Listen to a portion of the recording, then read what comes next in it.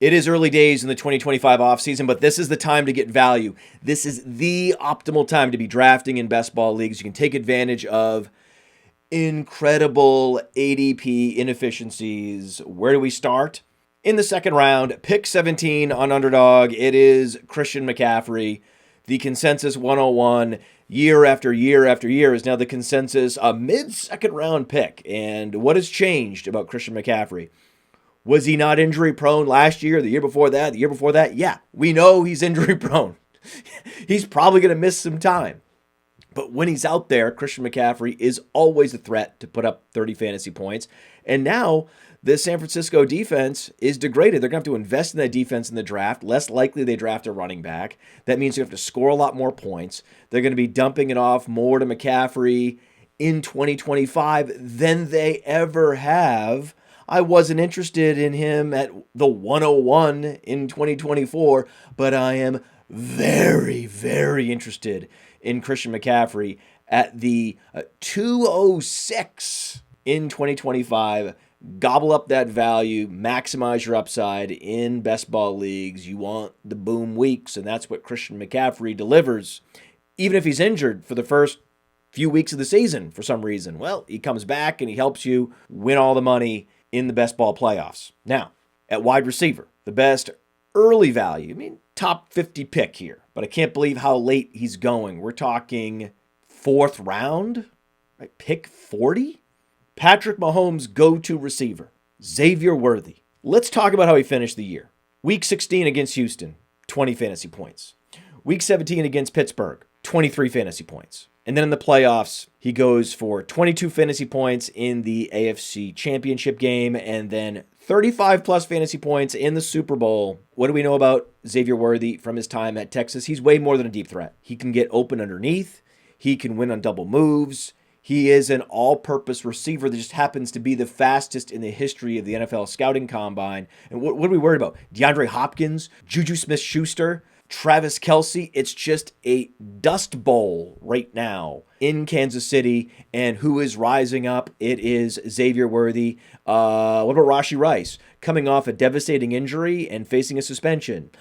Okay then. And while we're at it, let's stick with the Chiefs. Because there's no way the defense can be as smothering as they were. Defenses year to year are volatile. And that's why you see, go back to Tom Brady, who's Patrick Mahomes compared to. You had years where Tom Brady was riding that Patriots defense, and he was throwing the ball to Deion Branch and putting up pretty mediocre fantasy numbers. And then what happens when the Patriots defense suffers injuries or they have a down year? Oh, there goes Brady leading the league in passing yards, going completely nuclear, throwing the ball to a deep threat that's changing how the game is played, like Randy Moss or Xavier Worthy.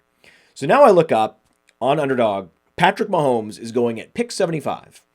That is just 10 slots earlier than Bo Nix. Bo Nix had a great season. Okay, but what are we doing? How is this even a question? How is Patrick Mahomes in the same universe, much less the same round of being drafted as Bo Nix? That makes no sense. So you're just going to remember that Patrick Mahomes is great and draft him. And that's also part of the reason why you're drafting Xavier Worthy. And the Worthy-Mahomes stacks are very, very, very, very, very attainable on Underdog, and they are a key to victory this year. Now, who else? How about Ricky Pearsall? All we hear right now is that Deebo Samuel, he's on the move. And we know that Brandon Ayuk is going to be coming back from a torn ACL. And we know that George Kittle has a very difficult time staying healthy. We also know that the 49ers are going to have to invest in this defense. Why? Because they gave up a lot of points last year. In steps Ricky Pearsall, who was rehabbing a bullet wound in 2024. He was an exceptional athlete at Florida. And so he comes in with the draft capital from last year, the exquisite athleticism.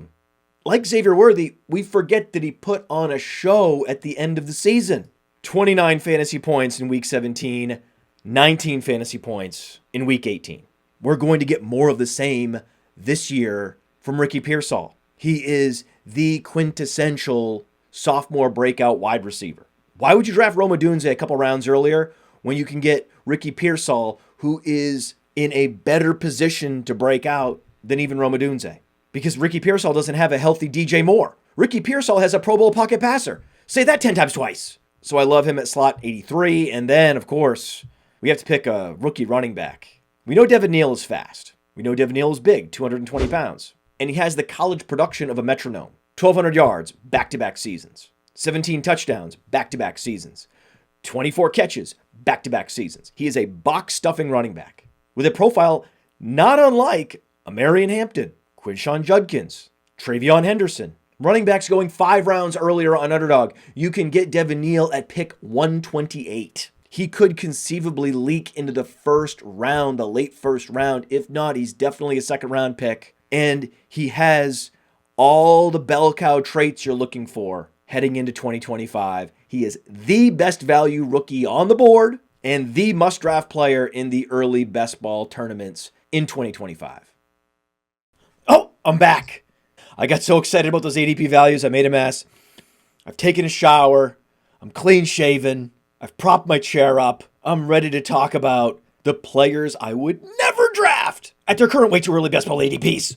Yeah, in these way too early best ball drafts, there's a handful of guys I wouldn't touch. Firstly, Bucky Irving, mid-second round pick. I get it, man. He is elusive. Top 5 juke rate, yards created per touch on playerprofiler.com. But if you're going to be a top 20 pick, you need to have the profile of a bell cow back, a running back that can absorb a huge workload, and Bucky Irving has never been that.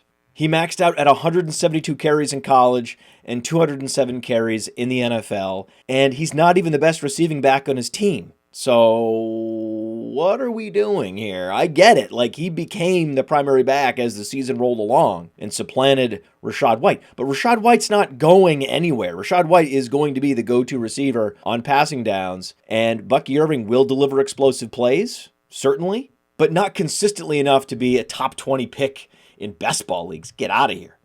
And then there's Jameson Williams. Curiously, Jameson Williams is a top 50 pick in best ball. And I get it. He looks the part of a quintessential best ball receiver, right? If you built a best ball receiver in a lab, guy that's going to deliver spike weeks, oh, it's Jameson Williams. But Jameson Williams isn't even a full-time player.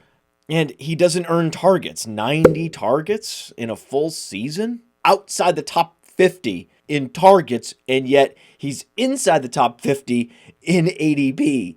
That doesn't make sense. And even if you use air yard share, he was outside the top 20. If the Lions offense were the Lions offense of 2023, sure, you have a case, but it's not. The Lions continue to invest in the defense and lean on the running game, and there's less targets for Jameson Williams. And that means Jameson Williams is going to be starved for targets once again this year, and I'm not drafting him. And at pick 45, it's Joe Mixon. Now, Joe Mixon is a warrior, I get it, but he's about to turn 30, and his receptions in particular have been in steep decline over the years. And it shows in the metrics, 69% catch rate for a running back is abysmal. All signs point to the Texans drafting a running back in the NFL draft, and this draft is stockpiled with talent. It's the reason why the aging dead zone running backs are complete stayaways, because what you think is the opportunity share that Joe Mixon will earn this year is not what it's going to be. The Texans could add a running back potentially on day 2, which would mean even fewer receptions for Joe Mixon, who has become a touchdown-dependent player who's about to get some competition from someone who's likely more explosive. And the same is true for Alvin Kamara.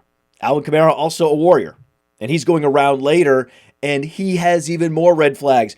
He's going to be 30. And last year, you remember, Alvin Kamara, he was winning people championships. Not really. No, it was early in the season. He certainly won you a week. Week 2 against Dallas, 44 fantasy points. But after that, he never eclipsed 25 fantasy points. And he's not the elusive running back he was. Only a 15% juke rate, evaded tackles per touch on playerprofiler.com. This is another aging running back who is in decline on a team that is poised to invest in the running back position in the NFL draft. And there are 20 running backs the Saints could draft that would significantly cannibalize touches from Alvin Kamara. And as we get into the middle rounds, there's a wide receiver whose ADP makes absolutely no sense, and that's Deebo Samuel, another aging player whose statistics are really suffering. Now, Deebo Samuel relies on Yak, but he didn't even finish in the top 10 in yards after the catch in the NFL last year because he had so few targets, so few opportunities. When you look at the other side of the ledger, the air yards, only 550 air yards. That was near league bottom for a starting wide receiver. And 1.75 yards per route run was a career low. His efficiency has always been buoyed by the yak, but yak declines more steeply as wide receivers age. While Mike Evans, with all those air yards, bullying receivers on the outside, his game is aging like a fine wine. Deebo Samuel's game, which relies on fast twitch explosiveness, is aging like vinegar. I'm not drafting him. He's a stay away on underdog. He's a stay away on fast draft. Now, if you enjoyed this video, you want to see more, like it. Subscribe to the channel. More to come.